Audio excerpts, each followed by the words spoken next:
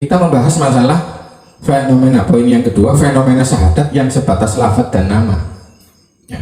Fenomena bersyahadat, mengucapkan syahadat hanya sebatas lafaz dan nama, maka ya kita kembali kepada apa yang pernah disampaikan oleh Imam Bukhari di dalam kitab Sahih Bukhari, bahwa kalau memang belum menetapi Islam secara hakikat, Islam secara hakikat itu momentumnya adalah itu tadi, ya, benar-benar beriman. Benar-benar beriman ini juga pernah disinggung oleh pengarang kitab Sulam Taufik.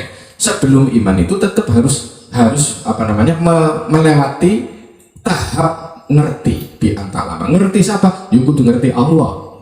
Nomor loro setelah ngerti anane Allah kemudian baru yakin, karena dia sudah tahu. Ya, karena dia sudah tahu baru kemudian yakin. Kemudian setelah yakin baru iman. Bagaimana juga tafsir yang diterangkan syahidallahu ay bayyana wa a'lama, ya.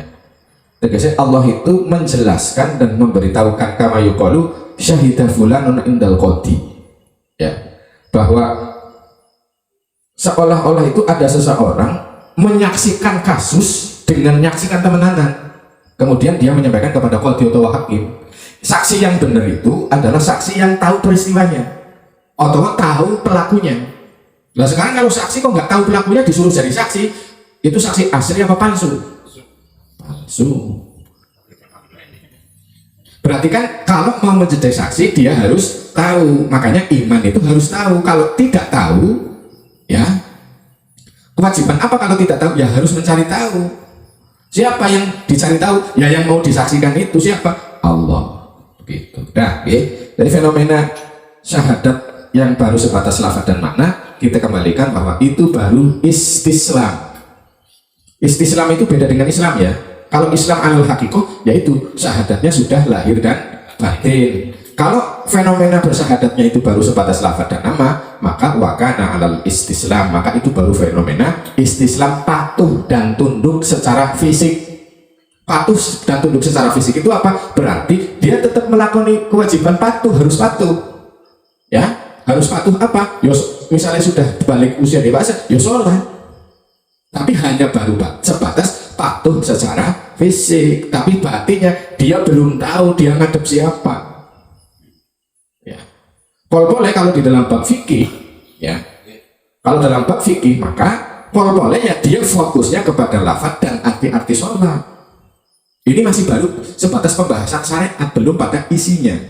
Karena isinya kita harus kembali kepada Quran bahwa sholat itu adalah untuk mengingatku, ya, mengingat akunya Allah.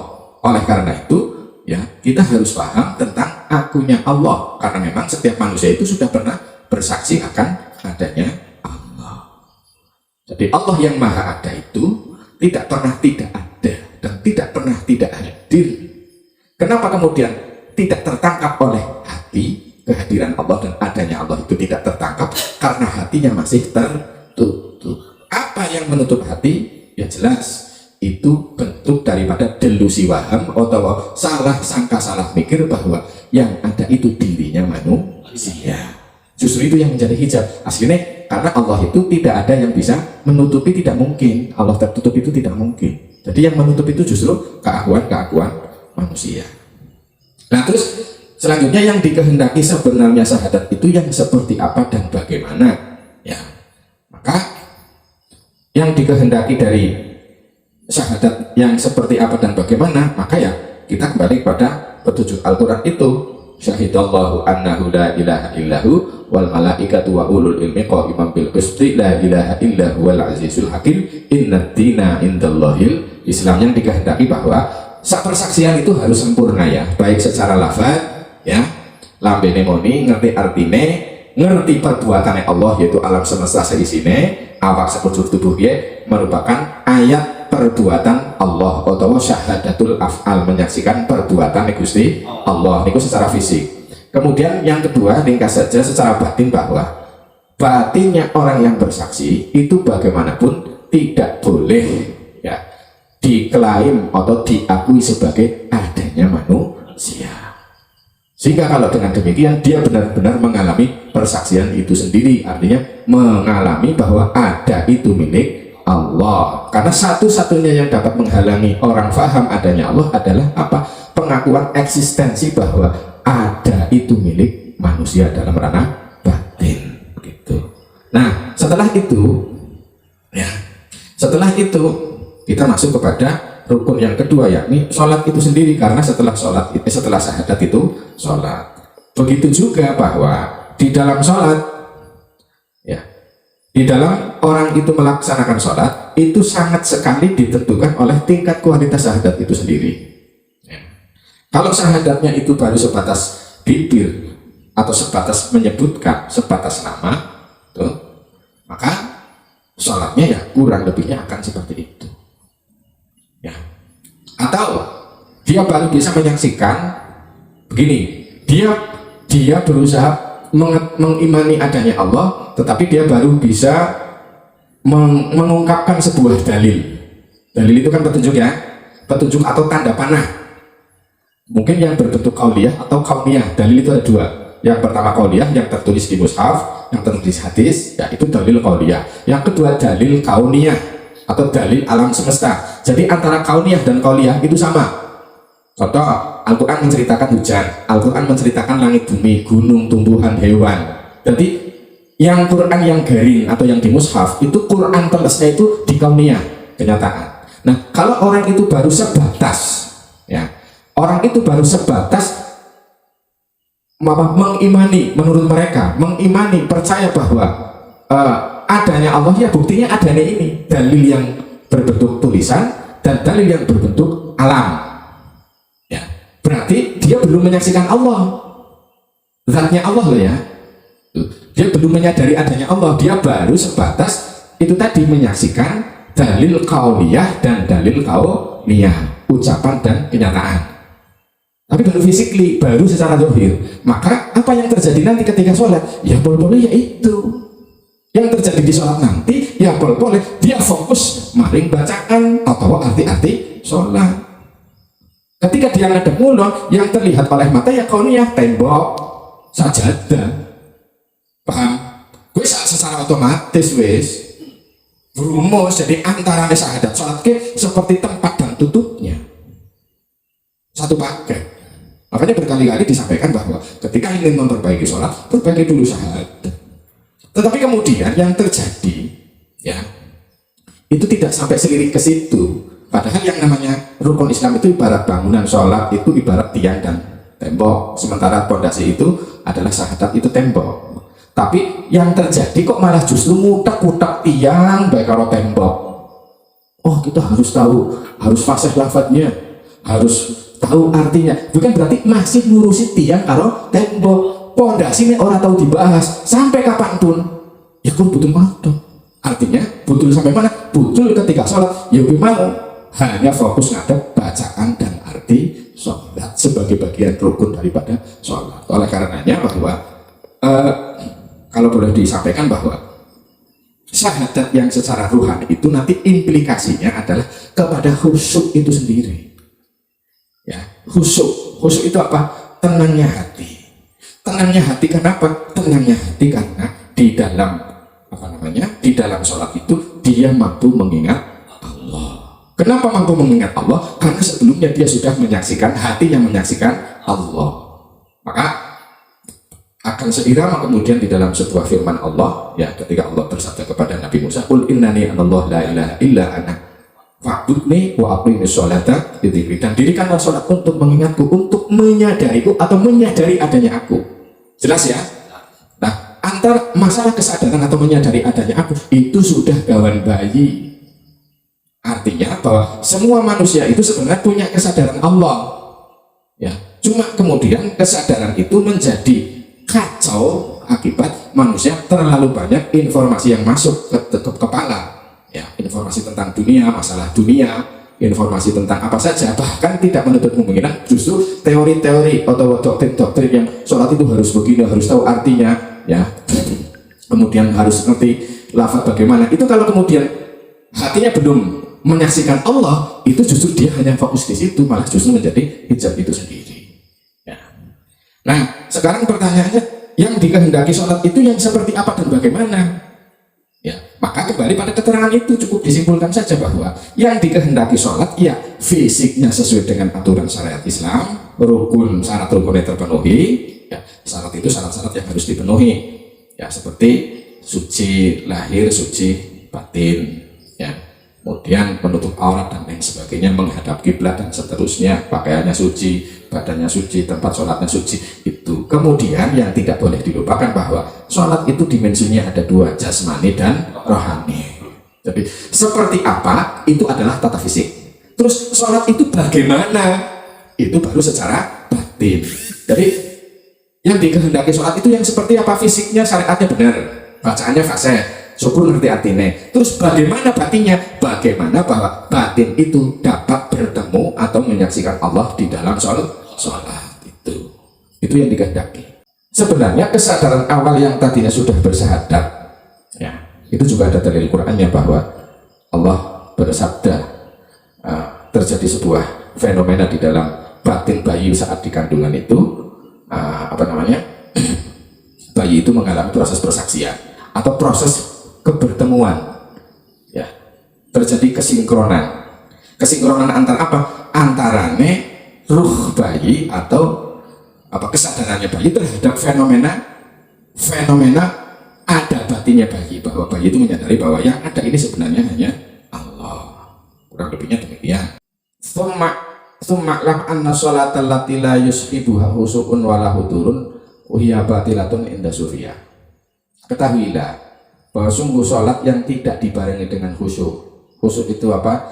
Tenangnya hati, wala hudurun, dan hadir saat ininya hati untuk bisa menyaksikan atau bertemu dengan Allah, iya sholatun batilatun, maka itu sholat yang batil secara batin. Ya, batil berarti apa? Yura sholat jerone. Maka dapat disimpulkan bahwa ada sebuah fenomena di sini.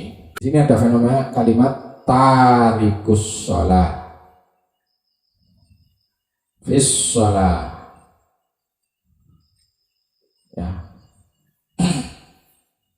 ini juga nanti ada dari Qur'annya, ya. Tarikus sholat fis sholat, tarikus sholat meninggalkan sholat di dalam sholat. Bisa dipahami begini, satu, ya, tarikus sholat itu orang yang meninggalkan sholat, fis sholati di dalam sholat. Jadi secara fisik dia sholat, tapi batinnya tarikus sholat. Tarikus sholat apa? Meninggalkan sholat. Loh, yang dikehendaki sholat itu apa tadi? Lidzikri, kalau di dalam Al-Quran, mengingatku, menyadariku. Ya. Mengingat atau menyadariku, kan kudu ngerti akunya Allah kan? Maka kita harus dapat petunjuk dari para ulama apa? Allah wujud, Allah itu ada. Paham ya? Itu. Jadi yang dikehendaki di dalam sholat itu apa? Hati mengerti akan adanya Allah itu yang meliputi langit bumi, meliputi lahir batin manusia. Maka kalau tidak paham di situ, dia kondisinya secara fisik, ya, itu fisolah di dalam melaksanakan sholat fisiknya. Tetapi kalau dilihat batinnya, oh, tarikus sholat apa? Wong lagi orang sholat atau orang sendiri. Nah, kalau kemudian fisiknya sholat, batin orang sholat, ya berarti olahraga. Mumbai mending dalam gerakan-gerakan sholat. Nah, kenapa? Sekarang pertanyaan, kenapa kok terjadi tarikus sholat? Nah, pertanyaan demikian. Kenapa kok ada orang batinnya tarikus sholat, padahal fisiknya sedang melaksanakan sholat? Satu, karena faktor pikiran. Atau angan. Angan-angan ini tadi sudah diterangkan atau kemarin ya diterangkan bahwa angan-angan itu sifatnya terkait masa lalu dan masa yang akan datang. Itu angan-angan. Berarti hatinya orang hudur saat ini, tidak hadir saat ini di sini dan sekarang. Dia lagi ngapain? Ya, ini masalah batin ya. Pikiran kan, angan-angan kan batin. Berarti sholat itu, ya, adalah menghadirkan hati di sini saat ini sekarang. Apa pekerjaan hati? Menyadari ada itu milik Allah. Itu yang dikehendaki. Ya. Kedua, kenapa bisa orang itu batinnya lari dari sholat padahal dirinya sedang melaksanakan sholat? Dua sebab, saya contohkan semuanya saja biar lebih jelas. Yang kedua adalah karena perasaan, nafsu atau desire. Desire itu keinginan-keinginan jiwa, nafsu itu jiwa. Ini kaitannya dengan urusan dunia dan seisinya. Ya. Urusan dunia dan seisinya. Ini sebenarnya dua hal ini antara angan-angan pikiran dan perasaan ini saling terkait ya. Cuman biasanya kalau angan-angan itu di kepala atau dindas secara orang Jawa, desire nafsu itu di dada sini. Itu biasanya begitu. Nah, itu faktor yang kedua. Terus faktor yang paling dominan, kenapa ini kok kemudian muncul terus di saat di batin orang yang sedang sholat? Kok muter-muterin kene baik di sini aja, kalau nggak pikiran angan-angan ya perasaan keinginan, kalau nggak keinginan ya diangan-angan, bolak-balik di situ. Kenapa fenomena itu bisa terjadi? Karena ternyata ada faktor yang paling utama, yaitu ketiga, bahwa orang itu ya itu belum tahu Allah. Atau kalau dalam bahasa kitabnya adalah di sini, fawailul lil musallin alladzina hum an sholatihim sahun. Dia lalai dari sholatnya ya. Atau bisa dikatakan bahwa orang itu adalah orang yang masih ghafil ya. Orang itu masih ghafilun. Ghafilun itu pangling, tahu pangling? Biar tahu ketemu tapi saking suwene ya, akhirnya pangling. Lah nalikan itu kan takon apa? Enggak takon, wong wis pangling kok. Kenapa saya meredaksinya kalimatnya demikian? Karena semua manusia itu pernah mengadakan perjanjian, persaksian, wis ngerti Allah ya. Cuma kemudian menjadi pangling maring anane Gusti Allah, tegoleti Gusti Allah sisi nendi ya. Akhirnya dicari di kitab, dicari di mana-mana, di seminar ya, tegoleti nendi ora ketemu ya. Itu. Jadi faktor utama kenapa orang di dalam sholat kok meninggalkan sholat. Meninggalkan sholat itu apa? Kan sholat itu kan intinya bertemu Allah ya, dzikir ya. Kok bisa tidak bertemu? Wong dia ketemu kok orang kenal. Terus akhirnya karena orang takut, dia sibuk di pikirannya sendiri, di perasaannya sendiri. Makanya di sini disimpulkan bahwa fisiknya sholat tapi batinnya tarikus sholat. Kira-kira kalau secara batin orang itu sholat apa enggak? Secara batin sholat enggak? Maka di kuburan atau di alam barzah itu tentang dua hal ini. Satu, man rabbuka. Yang pertama ditanya, ngerti apa orang? Siapa Tuhanmu? Kamu tahu nggak pemeliharamu, Tuhanmu? Ya kalau di dunia ini belum lagi mengalami perkenalan alias tidak tahu, ya kegawan dengan alam akhirat. Wa man kana fi hadhihi a'ma wa huwa fil akhirati a'ma wa dallu sabila. Barang siapa di dunia ini buta mata hatinya, di akhirat pun begitu. Wa dallu sabila, dan lebih sesat jalannya. Itu sudah ya, bahwa kenapa terjadi tarikus sholat, meninggalkan sholat secara batin tapi fisiknya sedang sholat, yaitu faktor kakean pikiran. Nomor loro, perasaan nafsu. Kenapa kok ini muncul? Karena orang itu belum tahu lagi dia harus menghadap siapa, batinnya loh ya, kesadaran batinnya. Karena dia batinnya belum terjadi pengenalan kepada Allah, belum bersaksi adanya Allah, belum ngerti Allah, akhirnya gelem orang gelem. Sisa batin kan ada tiga, pikiran, perasaan, dan kesadaran. Langkah kesadaran yang tangi menyaksikan adanya Allah, mengerti anane Allah, ya pol-pole pikiran karo perasaan. Ya, itu bisa dikategorikan bahwa fisiknya sholat, ning batine ora sholat. Bisa dikatakan batine tangi tapi atine turu. Sama halnya dengan demikian. Tapi juga bisa dimaknai begini. Maknanya begini. Tarikus sholah fis sholah. Ya. Banyak orang yang fisiknya tidak sholat, ya, fisiknya tidak sholat, ini fisik di sini, tarikus sholat, fisiknya dia tidak sholat. Contoh, lagi di pasar, lagi di sawah, lagi di atas kendaraan, ya, di kantor dan lain sebagainya. Tapi karena orang itu hatinya sudah bersaksi, hatinya sudah ngerti, hatinya sudah sadar bahwa yang ada ini hanya Allah, maka meskipun dia di pasar, meskipun dia di sawah, meskipun dia di kantor, meskipun dia di atas kendaraan, sejatinya batinnya tetap di dalam sholat. Itu yang diharapkan. Maka sholat ini lebih kepada, ya, tujuan dari sholat adalah lidzikri, ya. Ini terkait tentang namanya kesadaran akan adanya Allah, ya. Kesadaran adanya Allah ini hanya bisa terjadi di lima panca atau terjadi di pusat kesadarannya manusia atau nur Muhammadnya itu. Maka sebenarnya sholat bisa disimpulkan bahwa sholat itu menghadapnya nur Muhammad atau kesadaran sejatinya kepada adanya zat Gusti Allah. Jadi yang dikehendaki dalam sholat adalah menyadari zatnya Allah. Itu yang dimaksud daripada lidzikr itu. Ya. Nah, setelah itu, ketika orang itu kesadarannya di hati nurani atau lima panca atau nur Muhammad, maka otomatis, ya, dia otomatis dapat mengamati angan-angan pikirannya yang bermacam-macam isinya. Ya, rata-rata ya pikiran buruk, pikiran jahat, pikiran orang terima dan lain sebagainya. Dia juga bisa mengamati perasaan-perasaan nafsunya. Maka kalau sholat ini kok dilakukan sedemikian rupa sesuai dengan SOP yang sebenarnya, maka itulah yang namanya pengendalian diri.